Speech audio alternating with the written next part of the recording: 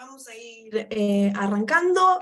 Muy buenos días, bienvenidos a este panel que llamamos La austeridad pintada de rosa, la agenda de género en las instituciones financieras internacionales.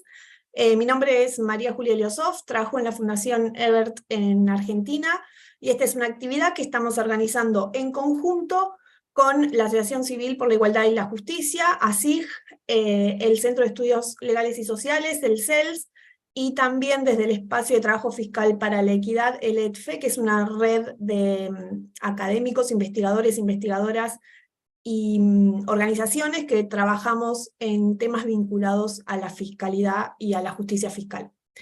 Esta es una primera actividad, un primer conversatorio de dos que estamos realizando a partir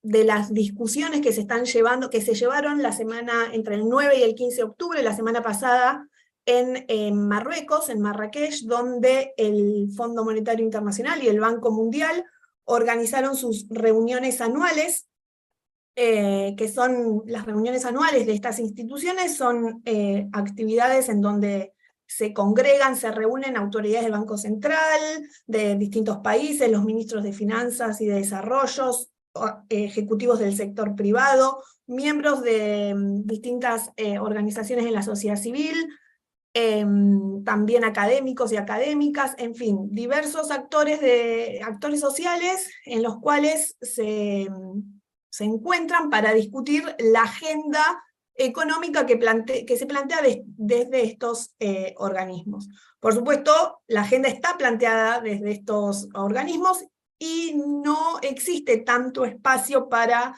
voces disidentes, si bien funciona como un marco de encuentro para diversas organizaciones de la sociedad civil que participan lateralmente en eventos y sirve para plantear las discusiones desde otras miradas a partir de justamente de las políticas y desde las perspectivas que existen desde estos organismos. En este marco, digamos, con la excusa un poco de plantear qué es lo que se discutió en estas reuniones, planteamos este conversatorio, este primer conversatorio que se centra en las discusiones de género. La discusión de género en los organismos internacionales y en las instituciones financieras internacionales es una discusión que está muy presente, y más en los últimos años, pero nos interesa plantear cuál es la discusión desde las perspectivas, desde las miradas del sur global. Es por eso que para esta reunión, para plantear esa discusión desde los sures globales, porque entendemos que no hay, digamos, mucha coherencia entre lo que están, muchas veces lo que se plantea que van a hacer estas instituciones, o desde los efectos que tienen las políticas que se promueven desde estas instituciones, en las condiciones de vida en general de los habitantes de los países que se encuentran bajo programas o bajo políticas impulsadas por estos organismos, y además porque hacia afuera también estos organismos están llevando algunas estrategias muy concretas en términos de género que entendemos muy problemáticas y que funcionan muchas veces bajo un pink wash, como se le suele llamar. Para eso entonces nos encontramos aquí con 4 especialistas en temas de endeudamiento, arquitectura financiera internacional, instituciones financieras internacionales, que van a abordar esta temática desde diferentes perspectivas. Yo las voy a ir presentando a cada una de ellas. La idea es que cada una de ellas presente su exposición en aproximadamente entre 10-15 minutos. Luego vamos a hacer una ronda de preguntas que quienes están conectados y conectadas pueden ir dejándolas incluso en la cajita de preguntas y respuestas, y las vamos a ir recuperando con Julieta Iscurdia, que está acá y me va a acompañar con la moderación. Y luego vamos a ir respondiéndolas colectivamente. Entonces, están aquí hoy para esta conversación Mariana Rulli, que es politóloga, es doctora en Ciencias Sociales, es investigadora de la Universidad de Río Negro, ha sido consultora para diversos organismos internacionales, y es coordinadora junto a Juan Pablo Bogoslavsky de un libro que recientemente se ha publicado sobre esta temática. Se llama Deuda feminista, utopía u oxímoron, y nos va a presentar algunos puntos para reflexionar en torno al rol que han tenido los organismos internacionales, especialmente las conferencias de mujeres de Naciones Unidas sobre estos temas, y cómo esto ha permeado la institucionalidad en los estados. Luego vamos a escuchar a Magalí Brioso. Magalí es economista feminista, está terminando actualmente su doctorado en la Universidad de Birmingham, y además es miembro del Comité de Jóvenes de la IAFE, que es la Asociación Internacional de Economía Feminista. Luego vamos a tener a Agostina Costantino, que también es economista feminista, es investigadora de CONICET, del Instituto de Investigaciones Económicas y Sociales del Sur, es docente en temas de género y desarrollo en la Universidad Nacional del Sur. Y por último, Michelle Cañas, del Centro de Estudios Legales y Sociales, va a comentarnos brevemente sobre justamente cómo se dieron estas discusiones en torno a la cuestión de género en las reuniones de la semana pasada en en Marrakech, en el marco de las reuniones anuales del Fondo y del Banco. Hasta ahí mi presentación. Nosotras les vamos avisando de los tiempos. Mariana, te dejo la palabra. Bueno, muchas gracias, Julia, y me puse el cronómetro igual. Bueno, primero empezar agradeciendo por la organización de este panel, por supuesto a la FES, al CELS, a SIG, a Michelle, a Julieta y a Julia, que nos han asistido estos días para la organización, y celebrar ¿no? la elección de esta temática y de este debate en este momento. Y en segundo lugar, también, por supuesto, celebrar el encuentro con colegas, pero especialmente amigas, con las que hemos llevado adelante algunas investigaciones que siempre es un gusto poder estar y encontrarnos a conversar. Como decía María Julia, sí, yo voy a presentar un poco el recorrido de qué ha pasado en las conferencias regionales y mundiales sobre la mujer de Naciones Unidas respecto a la temática de endeudamiento, desde los orígenes en la década del 70 y hasta la actualidad, para poder también problematizar qué pasa a nivel de los estados nacionales después de estos acuerdos y estos compromisos. Pero antes de eso quería señalar una cuestión reciente. Ustedes saben que en las últimas semanas estuvo celebrándose la Asamblea General de Naciones Unidas en Nueva York, y que además hubo una cumbre por los ODS, ¿no? Y sobre todo vinculada al financiamiento de los ODS. Y quería recuperar que el secretario general de Naciones Unidas, en ese contexto, hace nada más que unas semanas, instó a adoptar un enfoque de la deuda en 3 fases, que incluye estas 3 cuestiones. Primero, una moratoria en el pago de la deuda. Segundo, un alivio específico en pos de poder avanzar en la recuperación de la pospandemia y también de cumplir y alcanzar los objetivos del desarrollo sostenible de la Agenda 2030. Y tercero, volvió a hacer un llamado en sus declaraciones a la necesidad de una reforma de la arquitectura internacional de la deuda, ¿no? Entonces, lo quiero plantear estas declaraciones, y que también, no solo a través de las declaraciones recientes, sino también a través de informes del secretario general de Naciones Unidas, que este tema está en la agenda, ¿no? en la cúspide de Naciones Unidas en las últimas semanas. La segunda cuestión, antes de meterme en los principales hallazgos que le quiero comentar de las investigaciones, es plantear algo que sabemos, que es que la problemática del endeudamiento y su impacto en los derechos de las mujeres, en los derechos humanos de las mujeres, no es algo nuevo en el movimiento feminista, ¿no? En las activistas feministas, en las calles, ni en la literatura académica, sino que es algo que lleva planteándose de manera amplia, prioritaria, en los debates de las académicas y de las activistas feministas al menos hace 5 décadas. Pero sin embargo sabemos que ese debate académico y en las calles todavía tiene, ¿no? Algunos límites para poder entrar en las agendas gubernamentales y de discusión respecto de la deuda. Entonces, en esa clave, con esas 2 primeras ideas, les propongo compartir 2 partes de hallazgos de 2 capítulos diferentes de este libro que acaba de mencionar Julia, que acaba de ser publicado junto con Juan Pablo Voslaski, que son 2 capítulos, uno de ellos que escribí, hicimos la investigación conjuntamente con Marita Perceval, que es la actual representante especial para la política exterior feminista de Argentina, y otro pedazo, ¿no? de algunos hallazgos que encontramos con Magalí Brioso en otro de los capítulos.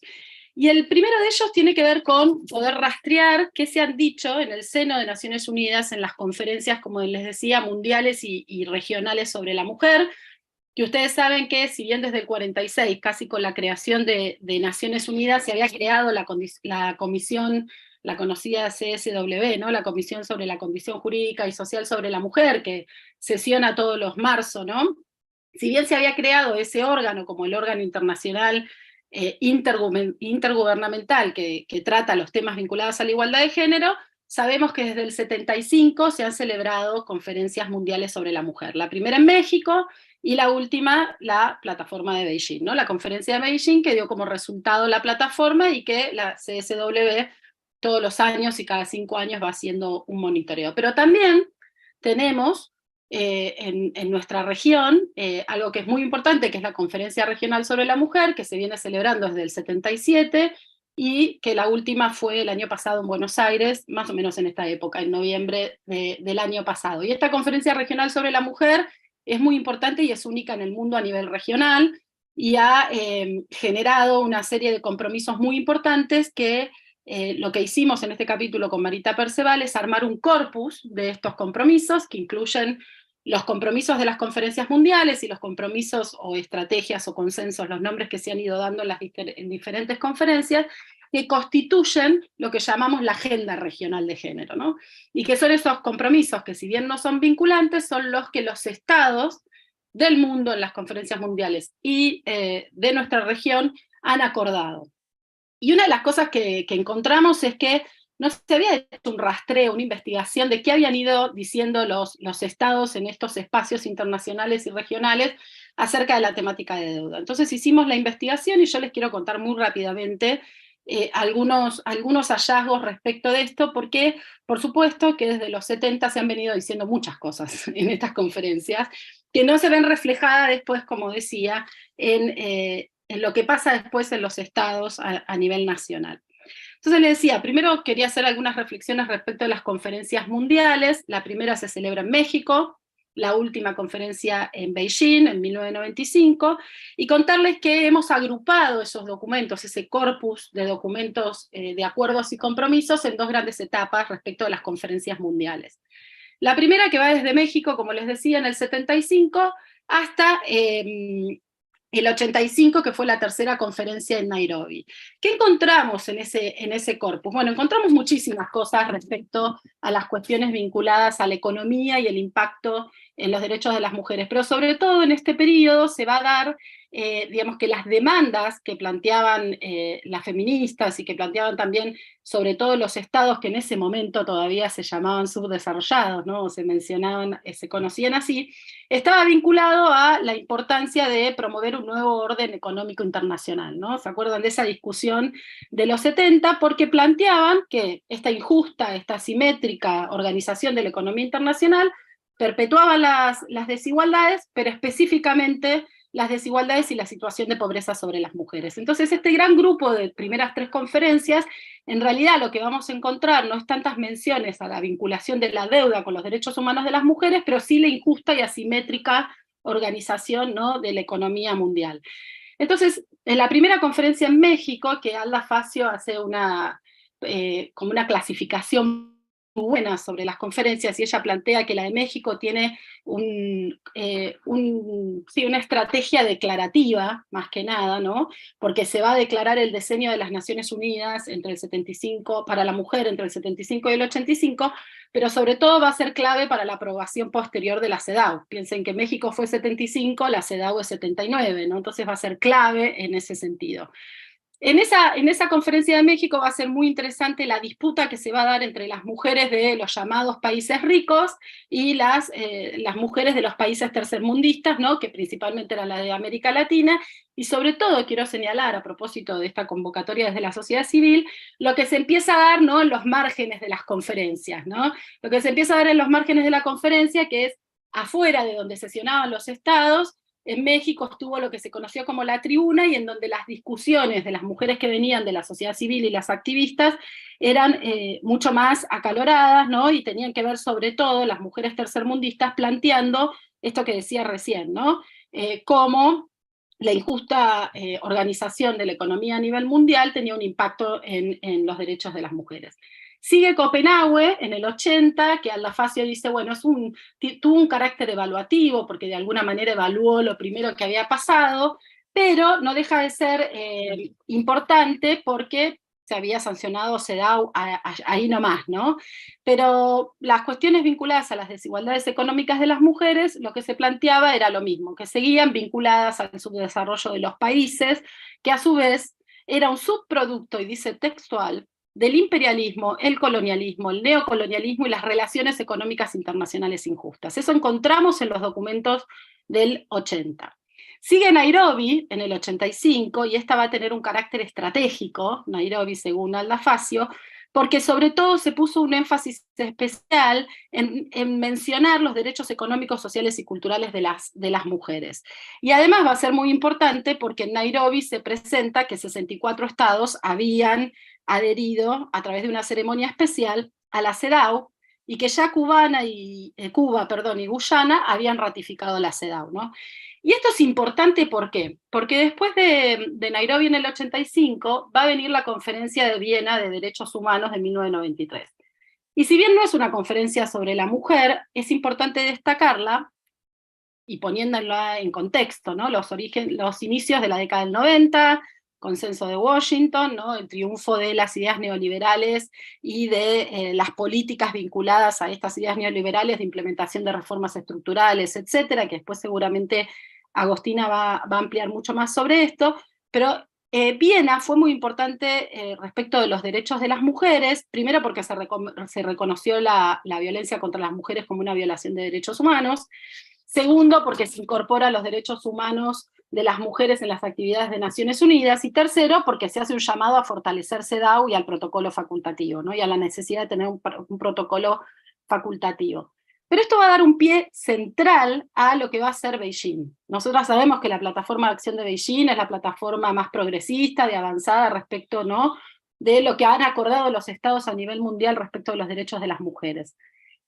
Pero Beijing va a ser central porque ya el carácter no va a ser ni declarativo, ni evaluativo, ni estratégico, sino que va a tener un carácter vinculante, porque la plataforma de acción de Beijing, si bien no es un compromiso vinculante a lo que adhieren los estados, sí, al asociar los compromisos de la plataforma a obligaciones legales como la CEDAW, le dan ese carácter, ¿no? Entonces eso va a ser clave, y rastrearlo históricamente es muy importante, porque ya teníamos CEDAW, ya teníamos más de 64 países que habían adherido y ya muchos más habían ratificado, y entonces Beijing va a tener ese componente clave que tiene que ver con su carácter vinculante. Y en Beijing vamos a encontrar un montón de cosas de deuda. No tengo tiempo para mencionarlas, pero sí, por supuesto, que ya se linkeaba, digamos, la deuda externa, las dificultades económicas vinculadas a las medidas que ya se estaban implementando en los 90 con los derechos humanos y la necesidad de conceder alivios financieros a los países que estaban endeudados. Dos cositas de párrafos de la plataforma. El párrafo 13 de Beijing dice: como resultado de la carga de la deuda y de otras dificultades económicas, muchos países en desarrollo han aplicado políticas de ajuste estructural. Además, los programas de ajuste estructural mal diseñados y ejecutados, lo cual ha tenido efectos perjudiciales en el desarrollo social y en los derechos de las mujeres. Y hace también Beijing una invitación a las instituciones financieras internacionales a estudiar nuevas formas de prestar asistencia a los estados. Es decir, ya en el 95, las mujeres a través de los estados en la conferencia de Beijing venían planteando estas cuestiones. Y si seguimos en el capítulo que invito a que lean, van a encontrar muchísimas cosas más, sobre todo de la CSW. Pero quiero ir un poco a América Latina. Como les dije, en América Latina las primeras conferencias empezaron 2 años después, en La Habana, y llegaron hasta Buenos Aires. Y aquí el corpus de documentos lo hemos clasificado en 3 etapas. Una primera que va desde Cuba a Mar del Plata en 1994, otra que va de Mar del Plata a la estrategia de Montevideo en el 2016, y la última que va hasta el año pasado. ¿Qué pasa en esa primera etapa de las conferencias regionales sobre la mujer en nuestra región? Bueno, por supuesto, lo mismo que se venía planteando en las conferencias mundiales, ¿no? Vincular la injusta organización de la economía internacional al impacto en los derechos de las mujeres. con algunos matices, con algunas cuestiones que avanzan un poco más allá de las conferencias mundiales, pero me quiero detener en Mar del Plata. Mar del Plata fue en 1994 y fue preparatoria a Beijing, ¿no? Y ya en Mar del Plata, antes de Beijing, el programa de acción fue muy explícito respecto de las referencias de los problemas de la deuda externa y vinculándolo con los derechos de las mujeres, con la persistencia de la pobreza y la extrema pobreza en América Latina. Pero sobre todas las cuestiones, de todos los hallazgos que hay, seleccioné para hoy uno. En Mar del Plata se planteó que es insuficiente la participación de las mujeres en las negociaciones acerca de la deuda y del ajuste estructural. O sea, en 1994 ya se venía planteando la baja participación de las mujeres y la baja institucionalidad de género en estos temas.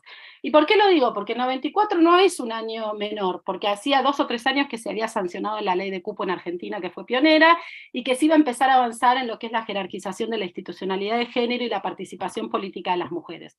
Sabemos que cupo mediante, paridad después, las mujeres logramos entrar en los legislativos, mucho menos en los ejecutivos, pero en esto que ya se decía en Mar del Plata, que la participación de las mujeres en las decisiones respecto de la deuda no se ha avanzado. Ya se decía en 1994. En lo que va de Mar del Plata a Montevideo en 2016, sorprendentemente no hubo aportes significativos en las conferencias regionales, ni siquiera incluso después de la crisis financiera del 2008 y del 2009, solo algunas menciones que seguían diciendo lo mismo que decían las conferencias anteriores. Por ejemplo, en Brasilia del 2010, ahí inmediatamente después de la crisis financiera del 2008-2009, sí se recomendaba llevar a cabo estudios que puedan evaluar los efectos de las crisis financieras sobre los derechos de las mujeres. Así llegamos a Montevideo 2016, que sabemos que también fue, la estrategia de Montevideo fue un documento muy celebrado por la avanzada, sobre todo vinculado al derecho al cuidado, y a la conferencia regional de Buenos Aires del año pasado, que tuvo como resultado el compromiso Buenos Aires, en la que hay varias menciones respecto de la deuda. Y uno específicamente a impulsar la cooperación de los estados y de los países de América Latina con el fin de explorar opciones de alivio de la deuda en los países altamente endeudados, o sea, en sintonía con lo que plantea el secretario general de Naciones Unidas. Ahora bien, y para ir terminando, mencionar también una cosa que no quiero olvidarme. El año pasado en la conferencia regional sobre la mujer hubo un side event, un evento paralelo específico que se llamó Desendeudadas, un evento paralelo específico sobre este tema. Es decir, se empieza a meter a través de otros dispositivos que tienen las conferencias, que no solamente son los compromisos, se empieza a meter este tema en el seno del debate en las conferencias regionales. Para cerrar, algunos comentarios de, bueno, esto que ya se viene diciendo en las conferencias mundiales y en las conferencias regionales desde los 70 en adelante, ¿qué pasa en los estados con la institucionalización de estos acuerdos en los estados nacionales? El otro capítulo que mencionaba junto a Magalí Brosio, lo que hicimos es un estudio de varios países de América Latina respecto de la institucionalidad de género en los organismos económicos y financieros estatales. Analizamos los ministerios de economía, los bancos centrales, las políticas vinculadas a los sistemas tributarios, presupuesto con perspectiva de género, y también analizamos la gestión de la deuda, ¿no? Y lo que nos encontramos es que en muy pocos países, creo que solo uno había, por ejemplo, una mujer ministra de Economía, que solo en 3 países de los estudiados había algún tipo de área de género o dirección de género en los ministerios de Economía. Es el caso de Ecuador, de Guatemala, y saben, de nuestro país, con la creación de la Dirección de Igualdad de Género en el Ministerio de Economía. En los bancos centrales no encontramos casi nada, no encontramos ningún área de género en los bancos centrales. Analizamos los documentos de organización y de funcionamiento de los bancos centrales y tampoco encontramos nada en la misión, en los objetivos, en las funciones de los bancos centrales de la región. Tampoco encontramos en aquellos organismos que se dedican a las cuestiones vinculadas al sistema tributario, y mucho menos encontramos respecto de la gestión de la deuda o análisis de impactos de género, etc. Lo que sí encontramos, y ustedes lo saben muy bien, es muchos avances de institucionalidad de género en los presupuestos con perspectiva de género, y que no me voy a meter en esto porque ya quiero terminar, pero sí sabemos también las críticas, ¿no?, respecto de la instrumentalización, ¿no?, de estos presupuestos con perspectiva de género que las académicas feministas que se dedican a estudiar estos temas nos vienen señalando desde hace unos años, ¿no? Entonces con esto quería terminar, con esta reflexión vinculada a que el movimiento feminista, la literatura académica feminista, las conferencias como el espacio intergubernamental, ya sea global o regional, vienen señalando desde los 70 y con más importancia a partir de los 90 este problema. Sin embargo, eso no se ha traducido ni en institucionalidad en los estados, ni tampoco en políticas públicas vinculadas a llevar adelante medidas o acciones vinculadas a la deuda y al endeudamiento con una perspectiva feminista. Así que bueno, esos son mis primeros comentarios, no me quiero pasar del tiempo y quedo abierta para las preguntas. Muchas gracias. Muchas gracias, Mariana. Perfecto para iniciar la conversación. El marco desde donde nos paramos para hablar algunas discusiones desde lo internacional y desde Naciones Unidas también, como plantea algunos debates. Ahora le pasamos la palabra a Maga. No dije que era lo que iba a conversar Maga. Maga, el año pasado el Fondo Monetario Internacional presentó su estrategia, un documento que es su estrategia de género hacia todo el organismo, hacia adentro y también hacia las políticas que se implementa o que sugiere, que recomienda el organismo. Maga estuvo estudiando ese documento y hizo un análisis con una mirada desde los URES globales y bueno, nos va a compartir algo de ese trabajo. Ahora también comparto el link de la publicación. Buenísimo, muchas gracias Maju y buenos días a todos. Para mí es un placer hoy estar acá participando de esta actividad y también un poco presentando, ¿no?, este documento que escribí para la oficina de la FES en Argentina, que a su vez estuvo inspirado en el capítulo que escribimos junto a Mariana para el libro de deuda feminista, así que es todo un lindo grupo. Para dar un poco de contexto a la presentación, me parece que está bueno como punto de partida remarcar que el interés por abordar cuestiones de género no es algo nuevo entre las instituciones financieras internacionales y que en particular el Banco Mundial viene prestando atención al impacto desigual de las políticas de desarrollo en las mujeres, al menos en cierta medida, desde la década de los 70. Y esta temática cobra muchísima más relevancia a partir de 1995, empujado externamente por la presión vinculada a la Cuarta Conferencia Mundial de la Mujer de Beijing, que mencionaba Mariana hace unos momentos, e internamente por una crisis de misión, ¿no?, de la institución y un regreso a la erradicación de pobreza como objetivo principal. Sin embargo, aunque el banco, afirma haber realizado esfuerzos serios y progresos sustanciales, sus palabras, desde la implementación de su primera estrategia de género a principios de los 2000, tanto académicas como profesionales de la economía feminista, la verdad que han matizado estas evaluaciones, concluyendo que la verdad que el enfoque ha sido parcial, porque no contribuyó realmente a cambiar la orientación de la institución o el tipo de políticas que ésta promueve, e instrumental, porque la igualdad de género se considera un objetivo importante siempre y cuando, no por su valor intrínseco, sino siempre y cuando por su presunta capacidad para contribuir al crecimiento económico. Este enfoque, históricamente se lo conoce como Smart Economics o la igualdad de género como un buen negocio, y ha sido fuertemente criticado desde el feminismo desde varios frentes. Por su parte, el FMI recién comienza a abordar cuestiones de género a partir de la última década, siempre resguardándose un poco, ¿no?, en su mandato como limitante. Básicamente lo que dice, o el mensaje que viene diciendo el fondo es, que su misión es resguardar la estabilidad financiera y macroeconómica, y que los temas sociales, por así decirlo, como la igualdad de género, están por fuera, ¿no?, de este mandato. No obstante, el paso del tiempo y el avance de las perspectivas feministas, y quizás más precisamente, ¿no?, de los enfoques de género dentro de la gobernanza internacional, llevó a matizar progresivamente, ¿no?, este discurso que era inicialmente muy tajante. Y así, de esta manera, los cambios, ¿no?, comienzan dentro del propio fondo y su estructura organizacional. A nivel por ahí más formal, vemos un aumento del número de mujeres en puestos de liderazgo. Quizás el ejemplo obviamente más visible es el rol de directora gerente, el cargo máximo del organismo, que desde 2011 está ocupado por una mujer, primero Lagarde, luego Georgieva. Pero además de eso, cifras recientes muestran, ¿no?, que las mujeres representan 1/3 de puestos de nivel directivo, 40% de las jefaturas de departamento, que no son números menores.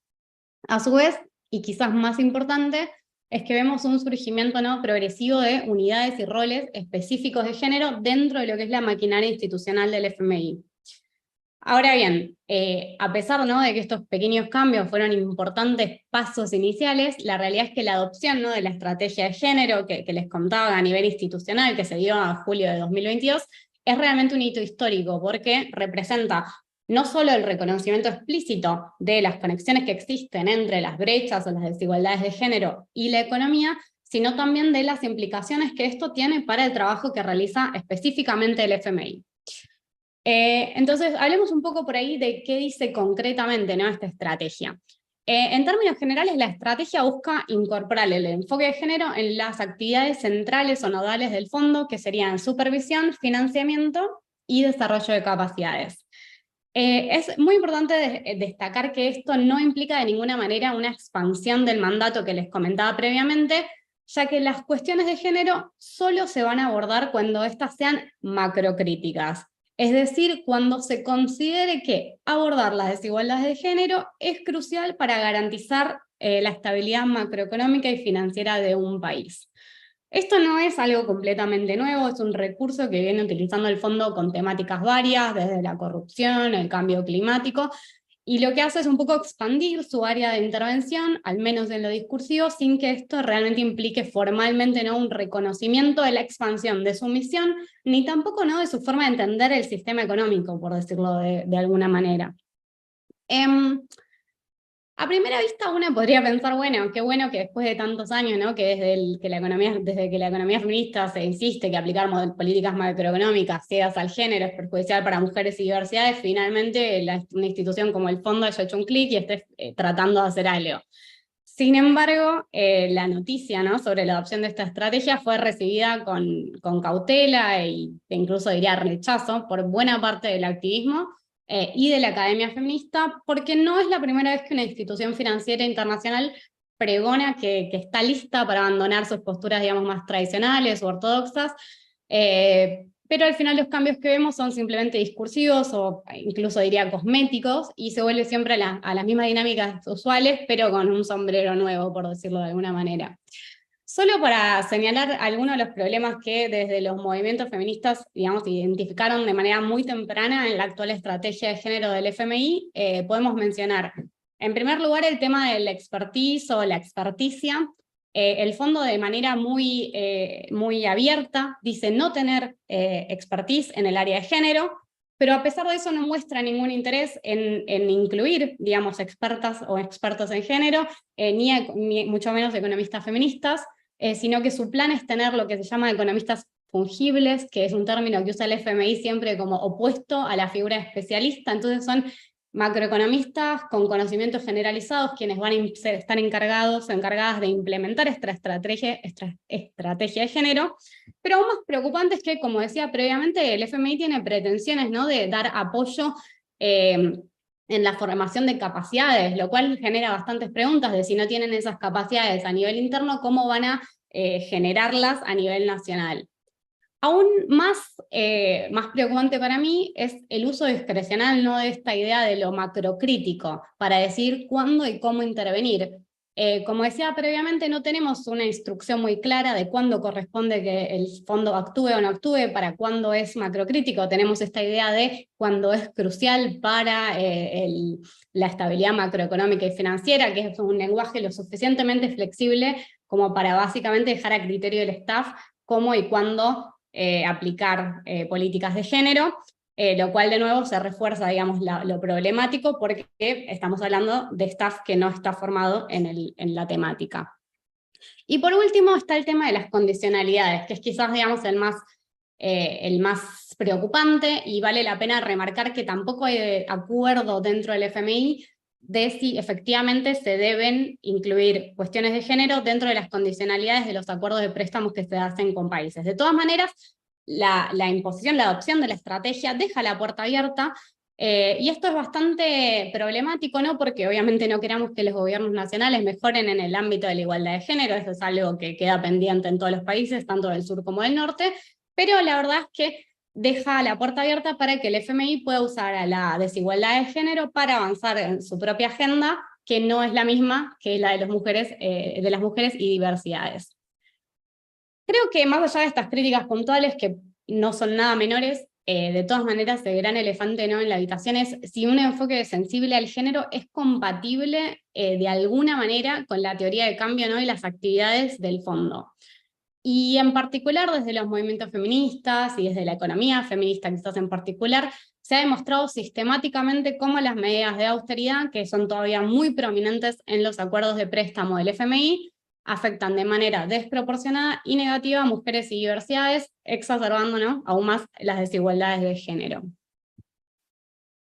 Entonces, en un escenario, ¿no?, en el que tenemos más preguntas que respuestas, creo que un poco el caso de cómo el FMI aplicó la perspectiva de género en lo que fueron las consultas del artículo 4 en Argentina en 2017, puede darnos algunas pistas sobre cómo podría darse la implementación de la estrategia y cuáles son las implicaciones, ¿no?, para las mujeres del sur global.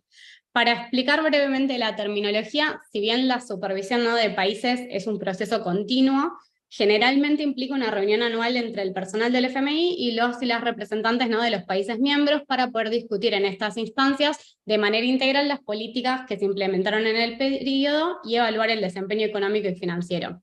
Estas reuniones son las que se suelen denominar consultas del artículo 4 porque están establecidas por este mismo artículo en los estatutos del FMI.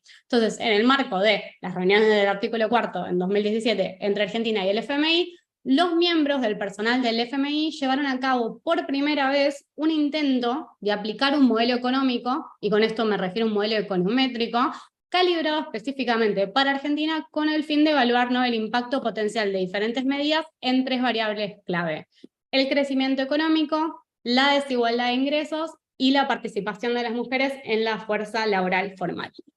Estas medidas, las medidas que decidieron evaluar fueron, en primer lugar, una reducción de la carga fiscal sobre los ingresos laborales, básicamente una reducción de las contribuciones a la seguridad social, tanto de empleadores como de las empleadas, la introducción de medidas para reducir la discriminación salarial contra las mujeres en el sector formal, y por último, un subsidio al cuidado de niñas para trabajadoras formales de bajos y medianos ingresos.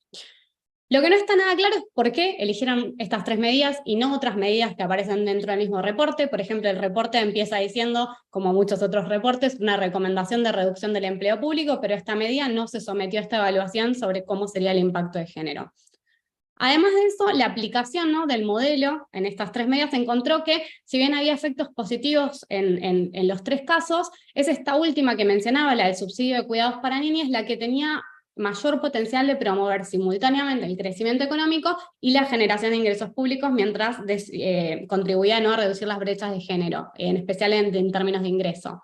Sin embargo, el informe posterior del FMI, porque siempre estos análisis, ¿no?, quedan un poco relegados a los anexos, a los apartados metodológicos, el informe formal optó por enfatizar, ¿no?, la reducción de las contribuciones a la seguridad social como política recomendada, lo cual es un poco sorprendente porque entre las políticas evaluadas, como decía, no es la que presenta mejores resultados, pero a la vez no es nada sorprendente porque está en línea con el enfoque tradicional, ¿no?, del fondo asociado a la flexibilización del mercado laboral.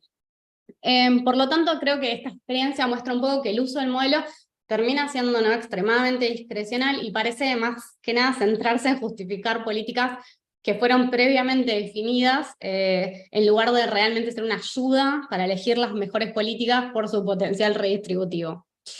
Para ir cerrando, creo que si bien es posible concluir que todavía es muy temprano, muy pronto para saber cuál es el impacto, ¿no?, que tendrá la introducción de una estrategia de género del FMI en las mujeres del sur global, la realidad es que la evidencia de cómo el FMI ha aplicado su enfoque de género en Argentina y obviamente la institución, ¿no?, la historia de la institución, plantean, ¿no?, algunas banderas rojas iniciales bastante importantes.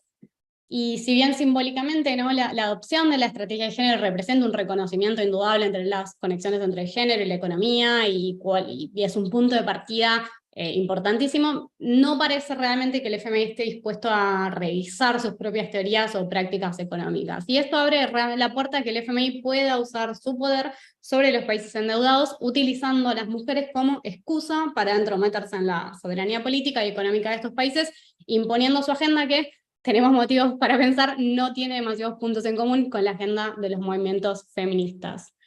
Muchas gracias, voy a dejar ahí y quedo atenta para seguir la conversación. Bueno, muchas gracias, Maga. Bueno, excelente. La presentación, igual creo que quedan incluso un montón de puntas súper interesantes que no llegaste a mencionar, así que recomiendo que revisen el documento, porque además eso hay un análisis también bien en concreto de cómo se plantean estas cuestiones en el fondo, en cómo está redactado, que no es nada más una cuestión de palabras, sino que hace a los sentidos que se construyen a partir de esto, las narrativas que se construyen a partir de estos organismos, pero bueno, ya nos dejó también algunos puntos interesantes, no sé, por ejemplo esto de que un propio modelo que utiliza el fondo habla de que le conviene a los estados subsidiar el cuidado de niños, y sin embargo luego en las recomendaciones que se dan no aparecen esas políticas más concretas. Así que bueno, para pensar eso, más en concreto, cómo desde lo económico muchas de estas políticas y condicionalidades que establecen estos organismos afectan la vida de las mujeres y las personas LGBT, Agos nos va a traer un panorama sobre ello. Agostina, te dejamos la palabra. Bueno, gracias Maju, y también gracias a la FES, al CELS, a SIG, que organizaron esta actividad y que nos invitaron, y gracias a Mariana, a Maga y a Michelle también por compartir esta mesa. En mi caso también, igual que como lo dijeron Mariana y Maga, que sus trabajos venían de trabajos conjuntos entre ellas, bueno, en mi caso también, digamos, parte de lo que voy a decir, la base de lo que voy a decir, surge de un informe que hicimos el año pasado con Mariana Rulli, y con otros dos investigadores más, Francisco Cantamuto y Juan Bojoslaski, en el contexto del proceso de renegociación de la deuda de Argentina con el FMI. Una parte de ese informe tuvo que ver con las vías de impacto en términos económicos sobre las mujeres, y la base de eso es lo que voy a decir ahora, excepto las alusiones que yo creo necesarias a la coyuntura, digamos, para tener, digamos, algunos cuidados respecto de lo que voy a decir en el contexto de esta semana, digamos, tan políticamente ajetreada, digamos, en nuestro país. Entiendo que la mayoría, no sé si todos, pero bueno, al menos la mayoría de los y las asistentes deben ser de Argentina, así que tampoco es que voy a tener que explicar mucho al respecto. Una parte de lo que dijo Maga recién me da el pie para hacer una introducción, porque ella mencionó a la inclusión, digamos, de la preocupación por las cuestiones de género dentro del Fondo Monetario Internacional como una cuestión macrocrítica, ¿no? Y ella muy bien explicó que esta definición de macrocrítica del Fondo Monetario Internacional tiene que ver con cuánto pueden afectar o no esas problemáticas a la estabilidad financiera, que es finalmente el objetivo último, digamos, que persigue el Fondo Monetario Internacional digamos, en sus acuerdos y en sus préstamos con los países, ¿no? No es una institución de desarrollo, es una institución de financiamiento a las crisis de balanzas de pagos o crisis financieras de los países. Entonces, se introduce la cuestión de género en tanto resulte una cuestión macrocrítica, en los términos en los que ella ya explicó, pero me parecía interesante presentarlo así porque digamos, esa relación entre la inequidad de género y la estabilidad financiera puede pensarse también en términos de la disyuntiva clásica que existe en los estudios de género y desarrollo, que es si la equidad de género afecta al desarrollo o el desarrollo afecta a la equidad de género, ¿no? En los términos en los que lo plantea el FMI, la inequidad de género es una cuestión problemática en tanto pueda afectar a la estabilidad financiera, ¿no? Es decir, la equidad de género con un el objetivo de equidad de género con una visión instrumentalista, ¿no? En tanto pueda afectar o no a la estabilidad financiera. Ahora, también se puede pensar, como han mostrado muchos estudios, se me vienen a la cabeza los artículos de Diane Elson, pero tantos otros, en cómo las crisis financieras pueden afectar a la equidad de género, es decir, ver esa causalidad para el otro lado. Y digamos, el sentido de esa causalidad, es decir, si lo vemos para un lado o lo vemos para el otro, no es trivial en términos de las decisiones de política económica que pueda o que siga un país, porque si se demuestra como puede suceder en muchos países, que las inequidades de género pueden favorecer la estabilidad financiera, en tanto los sectores exportadores de muchos países se sostengan sobre la base de fuertes inequidades de género, es decir, que la inequidad de género sea algo necesario para la estabilidad financiera, entonces las políticas que persigan como fin último la estabilidad financiera van a tender a empeorar las condiciones de las mujeres y las disidencias en los países que tengan acuerdos con el Fondo Monetario Internacional. Ahora, si la vemos para el otro lado y lo que vemos es cómo las políticas que persiguen la estabilidad financiera pueden afectar la equidad de género, las decisiones de política van a ser totalmente distintas, porque la búsqueda, la persecución de esa estabilidad financiera se va a diseñar en función de disminuir las inequidades de género, porque acá el fin último, digamos, es la equidad de género como una cuestión intrínseca, como una cuestión esencial, no como una cuestión instrumental. Eso como introducción, ¿no? En este contexto, como introducción, ya pasaron 3/4 del tiempo que me corresponde. No, básicamente lo que planteamos con Mariana y los otros colegas en este informe que hicimos el año pasado es que hay 3 grandes vías por medio de las cuales los acuerdos con el Fondo Monetario Internacional pueden impactar en términos de género. La primera de ellas tiene que ver con esta insistencia en los acuerdos de renegociación con las políticas de austeridad o las políticas o la reducción, digamos, del déficit fiscal en relación al PBI. Ahora bien, la búsqueda de esa reducción en el déficit fiscal puede lograrse aumentando los ingresos o disminuyendo los gastos, ¿no? Esto es introducción a la economía 1, ¿no? Menos que 1. Y a su vez, digamos, el aumento en los ingresos puede lograrse aumentando impuestos directos o aumentando impuestos indirectos. En el caso de América Latina, los impuestos directos, típicamente el impuesto a las ganancias u otro tipo de impuestos a los ingresos,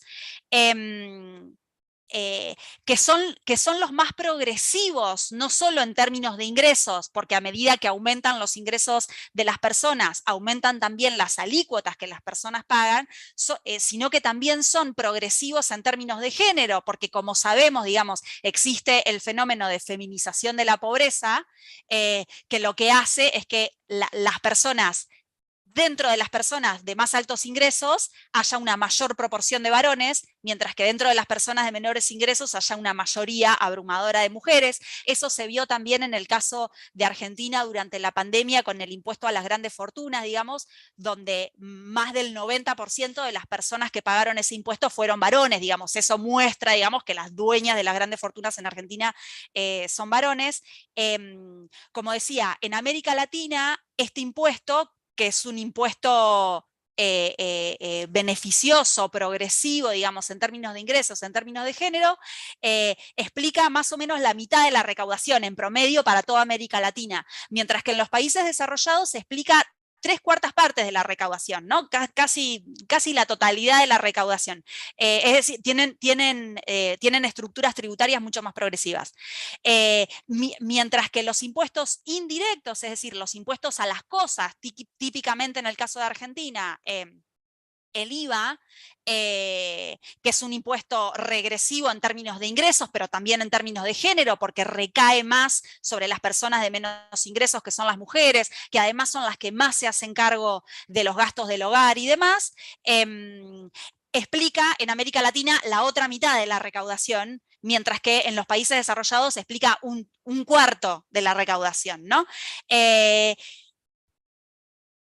Quiero hacer una mención respecto a la coyuntura, digamos, en el caso de Argentina, porque en el caso de Argentina lo que está pasando en los últimos meses, digamos, tenemos el ruido, ¿no?, de que uno de los candidatos a presidente es al mismo tiempo ministro de Economía, y digamos, en ese sentido, bueno, perdón, un comentario respecto a lo anterior de las recomendaciones del FMI. Las recomendaciones del FMI suelen orientarse a aumentar el IVA. No necesariamente dicen explícitamente aumentar el IVA, sino eliminar las exenciones que tiene el cobro del IVA en los distintos países, ¿no? No suele decir nada respecto de aumentar este impuesto más beneficioso que es el impuesto a las ganancias. Lo que ocurre en Argentina, lo que ocurrió en estos último mes, es que se redujeron los dos, ¿no? Tanto el impuesto a las ganancias como el IVA. El IVA, al mismo tiempo, la reducción del IVA en el caso de Argentina tuvo un tope, y la existencia de ese tope es lo que justamente hace progresiva la medida de reducción del IVA, porque es lo que hace que la eliminación de ese impuesto reduzca su importancia a medida que aumentan los ingresos de las personas. O sea, justamente la existencia de ese tope es lo que hace progresiva la medida. Por otro lado, lo que sí se observa en el caso de Argentina es una reducción del gasto público, que es la otra parte del déficit fiscal, y que es lo que también durante el 2020 y el 2021, es decir, en plena pandemia, el FMI le recomendó a muchos de los países con los que tiene acuerdo reducir sus gastos en salud, en el contexto de la pandemia, ¿no? Los gastos en salud, los llamados gastos no prioritarios, que suelen tener que ver con políticas de reducción de la violencia contra las mujeres y demás, y otros gastos sensibles al género. En ese contexto, digamos, en Argentina se puede observar en el último año que hay una reducción en términos reales del gasto total, y dentro del gasto total, en particular, una reducción en términos reales del gasto que tiene que ver con transferencias a las provincias, con políticas sociales, el gasto que tiene que ver con la tarjeta alimentaria y con otras políticas sociales que tienen un fuerte impacto en términos de género, y un aumento en términos reales del gasto que tiene que ver con el pago de intereses de la deuda. Ahora, dicho esto, digamos, yo quiero ser muy cuidadosa respecto a este comentario, porque las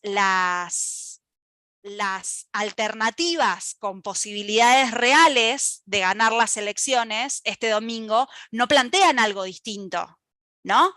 De hecho, todo lo contrario, digamos. En el caso de Milei, él plantea digamos, él de hecho sostiene que los requisitos de recorte del FMI son pocos, o sea, se quedan cortos respecto al recorte que es necesario hacer. O sea, él quiere recortar más gasto público de lo que el FMI está recomendando, y en el caso de la otra fuerza, digamos, de la fuerza Cambiemos, lo que está planteando es una reducción de impuestos en paralelo a una reducción de gastos fuertes también. ¿Cuál es la salida que plantea el gobierno, que es el actual ministro, potencial próximo presidente o candidato a próximo presidente? ¿Cuál es la salida que él plantea respecto al acuerdo con el fondo? La salida que él plantea es vía crecimiento, que esto es lo que me va a llevar a la segunda vía de impacto de los acuerdos con el fondo en términos de género. Lo que se plantea es que el aumento de divisas fuerte que se va a producir derivado de la puesta en marcha de las exportaciones de vaca muerta el año que viene, esas entradas de divisas, sumado también a las entradas de divisas derivadas del agro y todas las políticas que se están haciendo para incentivar las exportaciones del agro, van a permitir pagar la deuda con el fondo sin necesidad de ajuste fiscal. Esa es la solución que plantea una de las tres fuerzas, la que actualmente gobierna, ¿no? Y al mismo tiempo plantea un segundo elemento dentro de esta estrategia. La primera es el pago con nuevas divisas derivadas de las exportaciones de vaca muerta para no acudir al ajuste fiscal. Y la segunda estrategia, muy importante, que están planteando, tiene que ver con negociar acuerdos y financiamientos con otros bloques regionales. ¿Cuál es la ventaja de esta estrategia? La ventaja de negociar con otros organismos y con otros países distintos al FMI, lo que le otorga al país es fortaleza en la negociación con el propio FMI, ¿no? Y al mismo tiempo, o sea, no solo negociar financiamiento y acuerdos con otros bloques y otros países, sino también negociar en conjunto con otros países deudores. Eso ocurrió este año cuando después de una comunicación del ministro de Economía con Egipto, que es otro de los grandes países deudores con el Fondo Monetario Internacional, al otro día, a los pocos días, hubo un desembolso, digamos, por parte del Fondo Monetario para Argentina. El solo hecho de levantar el teléfono y hablar con otro país deudor fortaleció la estrategia, digamos, de Argentina frente al FMI. Y lo que vemos por otro lado, perdón que me esté yendo como un poco por las ramas, pero quería matizar un poco cuáles son las distintas estrategias que se están planteando para resolver el tema de la problemática con el fondo. Las otras fuerzas en danza con posibilidades de ganar tampoco están planteando una política de alianzas con otros países y con otros organismos, sino todo lo contrario. Están proponiendo alineamientos más fuertes y exclusivos con Estados Unidos, con lo que llaman el Occidente, las fuerzas de Occidente y no sé qué más, y con estos organismos más occidentales, si se quiere, ¿no? Digamos, ya escuchamos a Milei, digamos, y a otras fuerzas a hablar en contra de incluso acuerdos comerciales con China y demás. Bueno, pero entonces quiero mencionar rápidamente, porque ya se me terminó el tiempo, esta estrategia de pagarle al fondo vía crecimiento me lleva a la segunda vía de impacto, que tiene que ver justamente con la forma del crecimiento. Esa estrategia digamos, basar, digamos, el crecimiento económico en industrias extractivas, sobre todo en industrias extractivas, minería, petróleo, pero también el agronegocio, que puede ser considerado como una industria extractiva, lo es de hecho por muchos economistas, ecologistas y demás, tiene un fuerte impacto en términos de género, no solo en términos del empleo que genera, digamos, son actividades altamente masculinizadas, con fuertes brechas salariales entre varones y mujeres, para el caso de las mujeres que sí logran insertarse en estas industrias, sino que además tienen impactos ambientales e impactos territoriales que también, digamos, impactan, digamos, los conflictos ambientales, las problemáticas ambientales, impactan principalmente sobre las mujeres porque afectan el acceso a recursos naturales que son necesarios para los cuidados de los que las mujeres se tienen que hacer cargo, porque la organización social de los cuidados de nuestros países, de nuestra región, están estructuradas en función de una fuerte presencia de las mujeres, ¿no?, en esa organización social de los cuidados. En el caso de Argentina, también me parece importante matizar esta situación en términos de, al menos respecto a la cuestión de la generación de empleo, de la cuestión de las industrias extractivas, parece haber cierta preocupación desde el momento en que, por ejemplo, dentro de la Secretaría de Minería, esto que Mariana siempre estudia, ¿no?, la existencia de oficinas específicas y direcciones específicas que se orienten a la política de género, habla al menos de una preocupación al respecto, ¿no? Dentro de la Secretaría de Minería, que está dentro del Ministerio de Economía, hay una unidad de planificación de políticas de género dentro de la minería. Ellos han publicado muchos informes, muestran que muchas de las empresas dentro del sector minero tienen políticas de inclusión de mujeres y diversidades a través de políticas de cuidados, de políticas de licencias parentales, de protocolos en contra de la violencia de las mujeres y demás, pero que son políticas empresariales aisladas, es decir, que no hay una política sectorial conjunta por parte del Estado que guíe o que obligue, si se quiere, a las empresas a tener este tipo de políticas, porque así como muestran que muchas políticas, que muchas empresas las tienen, muestran también muchas otras empresas que tienen cero, digamos, políticas de inclusión en términos de género. De más está decir que el problema de las industrias extractivas, como dije antes, no tiene que ver solo con el empleo, con la brecha salarial, sino con esta cuestión ambiental tan importante. Y en tercer lugar, ya termino, la tercera gran vía que mencionamos en ese informe tiene que ver con el requisito de reformas estructurales, una reforma estructural que se está discutiendo y que más tarde o más temprano, y tal vez con distintas formas, se aplique en los próximos años, tiene que ver con reforma previsional y reforma laboral, ¿no?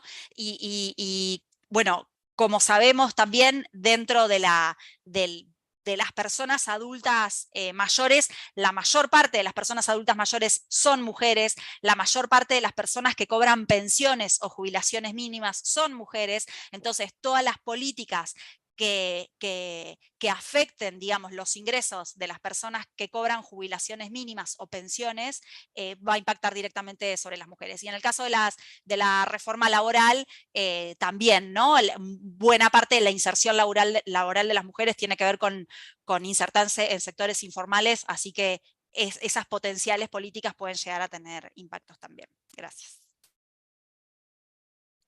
Gracias a vos, no solo por el análisis de las vías de impacto, que no sé por qué supuse que se podían resumir en 10 minutos, por el análisis político también. Así que buenísimo, después retomaremos algunos puntos de ello. Bueno, y para finalizar entonces, a ver, Michelle, ¿qué nos puede comentar sobre si algo de estas discusiones se han dado en Marrakech? No tengo tan buenas noticias. Bueno, como contaba un poco más antes, estas sesiones anuales del FMI y del Banco Mundial, que son conjuntas entre ambas organizaciones, son como el momento donde se juntan el staff, los gobiernos, y hay un pequeño espacio social civil a discutir estas cosas. En realidad ellos tienen unas sesiones de primavera y unas de otoño, que son estas anuales, y cada tanto salen de Washington y van a otros lugares, y esta vez tocó en Marrakech. Primero contar un poquito, bueno, el FMI sobre todo llega a esas reuniones, pero también el Banco Mundial,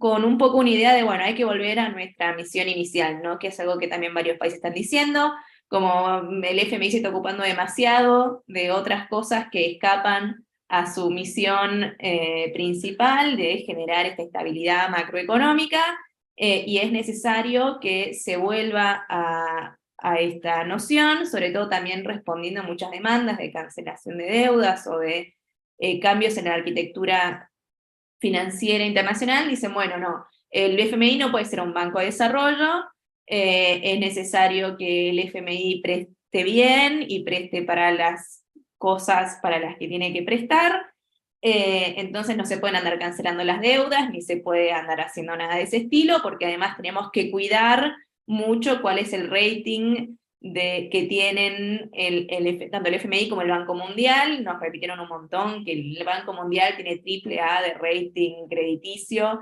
que es muy importante cuidar ese rating para que puedan seguir prestando más dinero. Y entonces de esas reuniones, la verdad es que salieron con muy pocas cosas que le sirvan al resto de los países. Algunas de las cosas que estaban en la discusión entre el staff y los ministerios de Economía eran, por ejemplo, una nueva emisión de derechos especiales de giro, la disminución de los sobrecargos, también hay un tema referido a las cuotas de los países en el organismo. Nada de eso salió de estas sesiones. Y les cuento también un poquito, bueno, cómo funcionan estos espacios de participación de la sociedad civil, que primero son espacios organizados por el Banco Mundial, no por el FMI, que es como el que mejor se lleva con las organizaciones, vamos a decir. Son un espacio separado. Nosotros teníamos como una esquinita en el gran campus donde se hacían las reuniones, y no nos cruzábamos con los oficiales de los estados ni en el patio de comidas. A esas reuniones con sociedad civil, en principio se supone que es recomendable invitar a que participen de los paneles tanto funcionarios del FMI como del Banco Mundial. La realidad es que es muy difícil conseguir que un funcionario aparezca en esas reuniones como panelista. Fui a muy pocas en las que hubo organizaciones que lograron que participaran, y supuestamente también pueden participar en el público, escuchando o haciendo preguntas, pero nunca vi a nadie del FMI del Banco Mundial estando en esos espacios. Pero en algunos lugares sí los vi, y primero, la primera sensación que tengo es que en comparación con otros años, donde quizá el tema de género estaba un poco más presente, sobre todo después de que se presentara la estrategia de género, este año el tema casi desapareció, me parece, dando lugar, como el tema que creció claramente es el tema de la emergencia climática. Hubo muchísimo alrededor de esto, probablemente empujado por la seguidilla de catástrofes climáticas y las consecuencias que tienen en la capacidad de los países de pagar sus deudas, y paralelamente el tema de género un poco desapareció de las discusiones, aparecía más tangencialmente. Interseccionalidad entre las dos cosas, nadie le escuchó, digamos, quién sabe. Y un poco la postura oficial con la que iban todas las personas, tanto el FMI como el Banco Mundial, pero sobre todo el FMI, era primero una postura del FMI ya no es lo que era, con respecto a bueno, las condicionalidades, ¿no? Porque este es un cuestionamiento que se hace todo el tiempo en sociedad civil, el tema de las condicionalidades y cómo afectan los derechos humanos. Y ahí la postura es, bueno, quizá en los 70s, en los 80 poníamos muchas condicionalidades en nuestros acuerdos, que es cierto, digamos, los acuerdos anteriores solían tener una mayor cantidad de condicionalidades y más específica, digamos, privaticé esta empresa, corté este programa. Y ellos ahora dicen, nosotros ahora no ponemos condicionalidades, si un Estado recorta un programa es porque, bueno, ellos tomaron esa decisión, ¿no? Entonces, bueno, como últimamente los acuerdos tienen condicionalidades un poco más generales, como reducir el déficit fiscal, y después, en realidad está en cada Estado cómo logra eso. Nosotros no tenemos la culpa de nada ahí adentro. Bueno, claramente. En uno de los paneles, de hecho una mujer que es encargada de una oficina de género dentro del FMI, dijo que ella ha asistido a muchas reuniones de acuerdos y de renegociaciones entre Estados y el FMI, y que ella jamás ha visto que se imponga ninguna condicionalidad a ningún Estado, que es toda una negociación voluntaria entre las dos partes. Esa es la línea con la que bajan a estas discusiones. A esta mujer se le preguntó también, bueno, por justamente el impacto que tienen algunas condicionalidades en los derechos específicamente de las mujeres. Por ejemplo, no sé, se le preguntaba, el FMI suele recomendar fuertemente reformas de flexibilización del mercado laboral, al mismo tiempo que pide que se incorporen a más mujeres a este mercado laboral, y entonces, bueno, ¿a qué mercado laboral se están incorporando estas mujeres? A un mercado con menos derechos, con menos posibilidades. Y bueno, él un poco nos decía que en realidad el FMI está haciendo muchos esfuerzos, porque en las evaluaciones de artículo 4 se mencione de alguna manera el género, pero que para hacer evaluaciones de impacto no les alcanza el staffing, entonces en realidad no pueden hacerlo, porque se le preguntaba, bueno, ¿y qué pasaría si hacen una evaluación de impacto sobre una medida del FMI y les da que afecta negativamente a las mujeres? Y ahí su respuesta es, bueno, la pregunta es hipotética porque no nos alcanza el staff para hacer ese tipo de evaluaciones tan profundas. Entonces te dejan sin muchas oportunidades de responderle, porque no hay demasiado para hablar ahí. Y bueno, lo otro también que se veía era, bueno, esta encapsulación de los temas de género en estas áreas específicas de las instituciones. En un panel tuvieron la buena intención de invitar a una persona del Banco Mundial, pero no a una persona del área de género del Banco Mundial, sino a una de las personas que trabajan en el área de políticas macroeconómicas. La verdad después no sé para qué le invitaron, porque él, cada vez que le preguntaban algo de género, ella decía, no sé ni idea, de que se encargue la otra área. Entonces, bueno, como también mostrando esa encapsulación en estas áreas específicas que tienen una influencia también más bien marginal adentro de la organización, y que eso claramente no permea al resto de las áreas. Y por último, como bueno, la otra línea que ellos tenían era el mundo no está tan mal como en los 70, las crisis de deuda no son tan graves, como sí, como decir, bueno, en los 70 estamos mucho peor, hoy no vemos que haya posibilidad de una crisis de deuda tan grave, así que estamos bien, seguimos por el mismo camino. Incluso cuando desde la sociedad civil se presentaban datos que muestran, digamos, la gravedad de la situación de la deuda en muchos países y de lo que el pago de intereses de estas deudas significa en los presupuestos de la mayoría de los países, y lo que implica eso en términos de poder liberar recursos para otros derechos.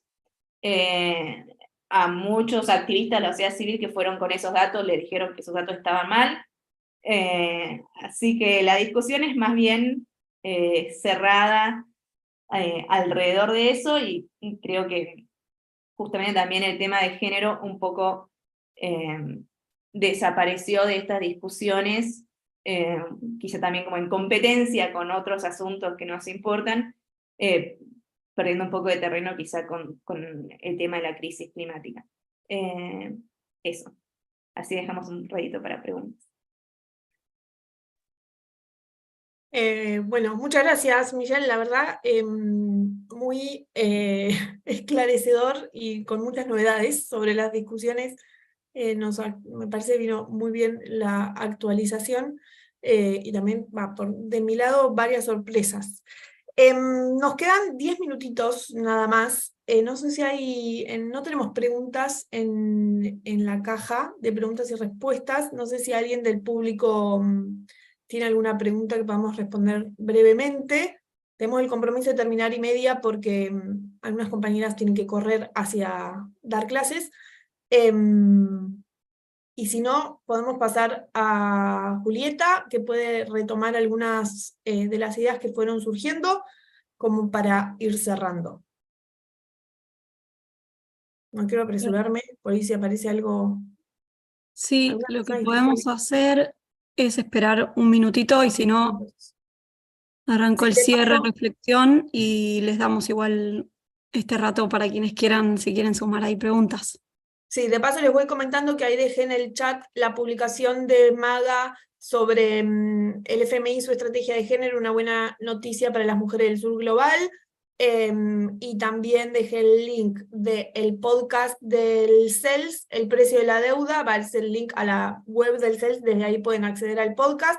Y la FES también tiene dos podcasts, un podcast que se llama Lo Prometido es Deuda, con 2 temporadas, en donde en cada una de las temporadas se aborda específicamente la cuestión de género en la deuda.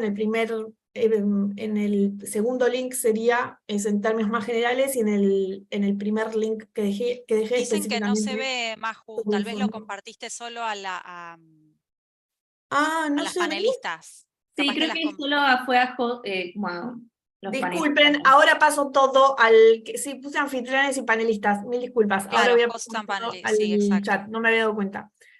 Em, Hay personas con la mano levantada, si no. Acá está, acá tenemos una pregunta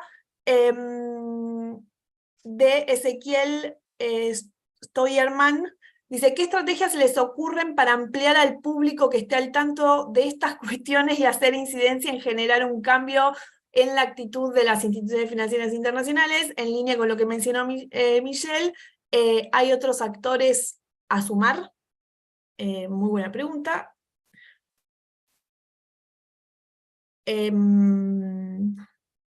Ahí están pasando los links para que todos puedan verlos, disculpas. No sé si... María Luz, si querés, porque por la forma en que armamos el seminario, veo que María Luz tiene levantada la mano. Si querés dejar la pregunta por escrito en la cajita de preguntas y respuestas, porque por el sistema que tenemos armado la conversación, no podemos abrir el micrófono, pero si nos dejas escrito, ahí la retomamos.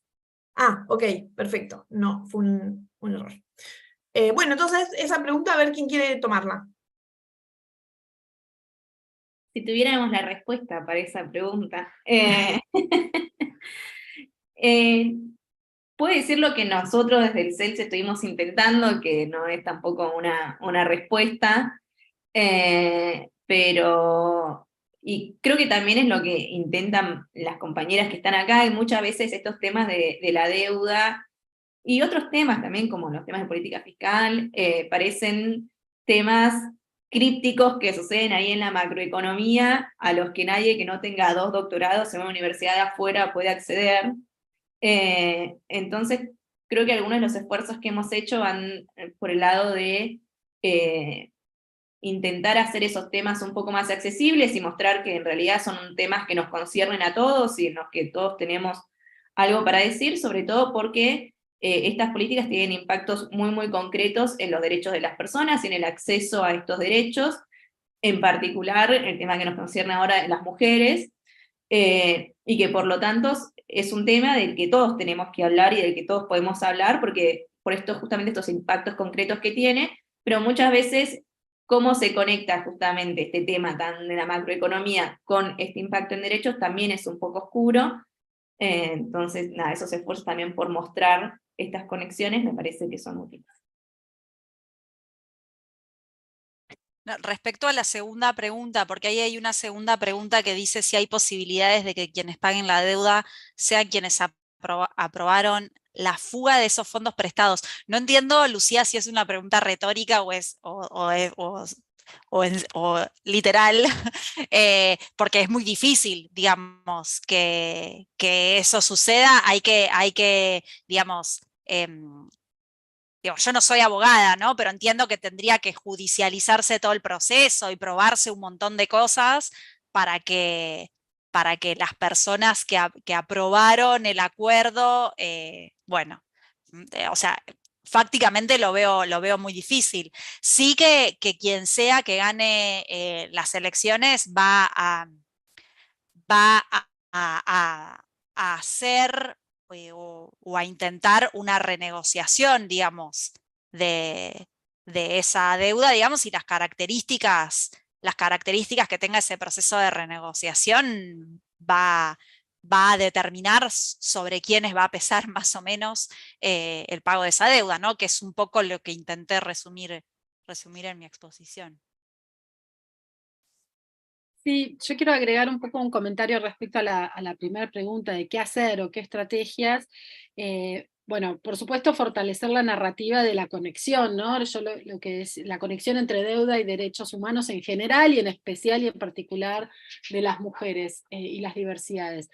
Pero sobre todo esto, la dificultad de cómo estos temas pueden llegar a las agendas gubernamentales para tener participación, porque Michelle nos mencionaba cuál era el lugar de la sociedad civil en la agenda del Fondo Monetario del Banco en Marruecos las semanas pasadas, y cómo llegar con mayor participación y por otra parte no caer en la trampa de que con la institucionalización de género, ¿no? Sabemos con la creación o jerarquización de los ministerios, de las áreas, en los distintos ministerios, que con eso no alcanza, ¿no? Es como cuando planteábamos la participación de las mujeres en el Poder Legislativo y sabemos que con eso no alcanza, porque no quiere decir que entren feministas al Congreso, ¿no? Bueno, hemos escuchado ayer varias candidatas a diputadas de nuestro país diciendo algunas cuestiones que implican retrocesos enormes en los derechos, ¿no?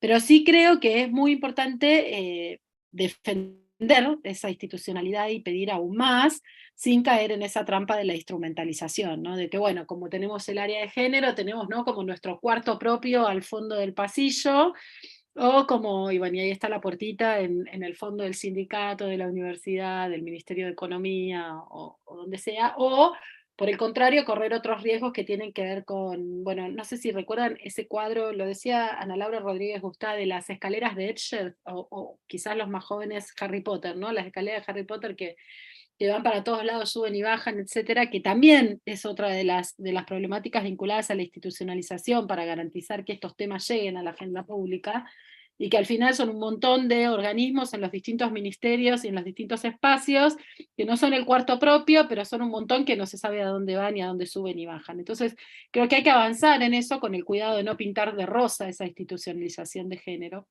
y sobre todo avanzar en estos espacios en los que se permita transmitir esta narrativa que implica relacionar los problemas del endeudamiento, de las condicionalidades que trae, ¿no?, en general políticas de ajuste y austeridad, sobre los derechos humanos en general. Así que creo que ahí hay una clave también para reforzar, y que bueno, ha estado ausente lamentablemente en la campaña y en los discursos de la mayoría de los candidatos, o por lo menos de los que tienen mayores chances de recibir al menos un tercio de votos el próximo domingo. Entonces creo que eso también es importante señalarlo. Sí, me dan un minutito, refuerzo un poquito las ideas de Michelle y Mariana, que la verdad que me gustaron mucho, y mi respuesta también iba un poco por ese lado. Creo que la democratización, ¿no?, del conocimiento es como el paso inicial para sumar aliados en esta complicada empresa que tenemos por enfrente. Me parece que el FMI, de manera no casual, y bueno, también el banco, no usan este lenguaje tan confuso de los economistas fungibles, de las negociaciones, consultas del artículo 4, y son cosas que ni siquiera es lenguaje técnico de la economía, es lenguaje del FMI. Entonces, por ahí tomarse el trabajo de acercar eso, e incluso diferencias de lenguaje, ¿no? La estrategia, un poco la idea de traducir y analizar la estrategia de género surgió porque está solo disponible en inglés al momento. Entonces, un poco acercar la posibilidad a gran parte de las personas que no tienen la posibilidad de leer un documento en inglés. Entonces, creo que la democratización del conocimiento es un elemento central de cualquier estrategia que pensemos en emprender, y la construcción de narrativas alternativas sin duda es como el camino o la vía, porque si no siempre estamos ahí tratando de cambiar por adentro lo que está estructuralmente, digamos, un poco podrido. Entonces, poder construir una alternativa a cómo pensar y hacer las cosas me parece que es un eje central. Eso nada más. Gracias a las cuatro. Juli, te dejo a vos. Dale, gracias, Maju. Bueno, la verdad es que no tengo tanto para aportar porque son todas muy, muy buenas y estuvieron buenísimas sus presentaciones. Por ir retomando un poco la pregunta de Ezequiel, creo que algo que las organizaciones de derechos humanos que estamos trabajando hace algún tiempo, temas de justicia fiscal, encontramos la necesidad de que haya más organizaciones, más activistas, más movimientos de base exigiendo justicia fiscal en el abordaje de los reclamos de derechos humanos en general. Y hay una iniciativa que es interesante para compartirles, es la de los principios de derechos humanos en la política fiscal, donde participan varias organizaciones de la región, intentando poner en el centro de las decisiones fiscales los compromisos de derechos humanos. Y ahí retomando un poco lo que decía Mariana, las agencias especializadas de Naciones Unidas, como es el FBI, no deberían, aunque lo hacen, autopercibirse por fuera de los compromisos de derechos humanos, porque de hecho la Carta de Naciones Unidas, digamos sus constituciones, por decirlo de alguna manera en términos institucionales, los incluyen a los derechos humanos como una parte, ¿no?, de lo que debería guiar su comportamiento. Sin embargo, vemos que claramente eso no pasa, o sea, Magalí lo contó muy bien, parecieran ser los compromisos vinculados con temas de género, solo un lavado de cara. También la experiencia de Michelle en Marrakech lo comprueba, y un poco también como para anclarlo en el contexto nacional, siento que si bien hay algunas medidas que impulsa el FMI, sobre todo las impositivas que mencionaba, como la revisión de los gastos tributarios o de los beneficios fiscales, pueden ser más progresivas, en ningún caso están considerando los impactos de esas medidas en términos de género, y también hay contradicciones. No sé, pienso en, sugiere revisar gastos tributarios, pero sugiere impulsar industrias extractivas y a través de beneficios impositivos. Y eso paradójicamente en nuestro país se está dando de forma muy parecida. O sea, el Ministerio de Economía sugiere revisar gastos tributarios, pero el Parlamento le dio media sanción a un régimen de promoción del gas natural licuado con un montón de beneficios para esas industrias.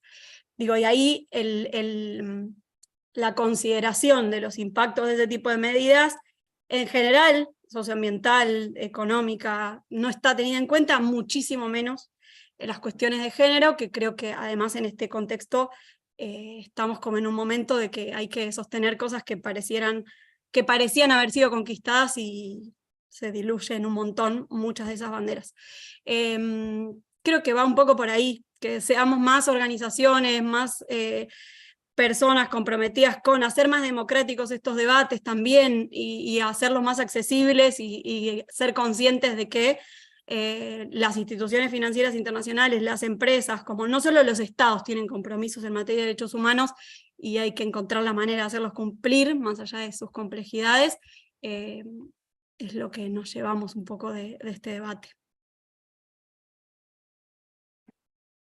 Bueno, gracias Julieta, gracias Agostina, gracias Magalí, Michelle, Mariana, a los compañeros también de la FES que estuvieron detrás del evento en la logística, a todos y todas quienes se conectaron.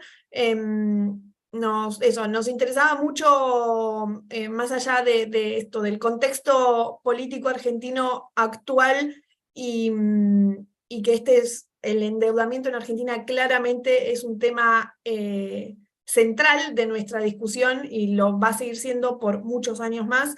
Nos parece importante traer la discusión de género sobre estos que dan, las narrativas que dan sobre género estas instituciones, porque también justamente, un poco lo que tratamos de plantear desde el título de la actividad, la austeridad pintada de rosa, digamos, porque se esté pensando, porque esté la palabra de género vinculada a estos organismos, no quiere decir que efectivamente va a mejorar las condiciones de vida de muchos y de muchas. Entonces nos interesa plantear la discusión, estar atentos, la pregunta que traía el compañero, tratar de que no solamente instalar, porque esta es una discusión que en términos económicos tampoco funciona, digamos, la discusión financiera y la discusión de la arquitectura financiera internacional no tiene eje central en esto, y para nosotros quienes estamos en este panel es sumamente relevante, pero no en términos simbólicos nada más, sino porque realmente condiciona la vida material de las personas.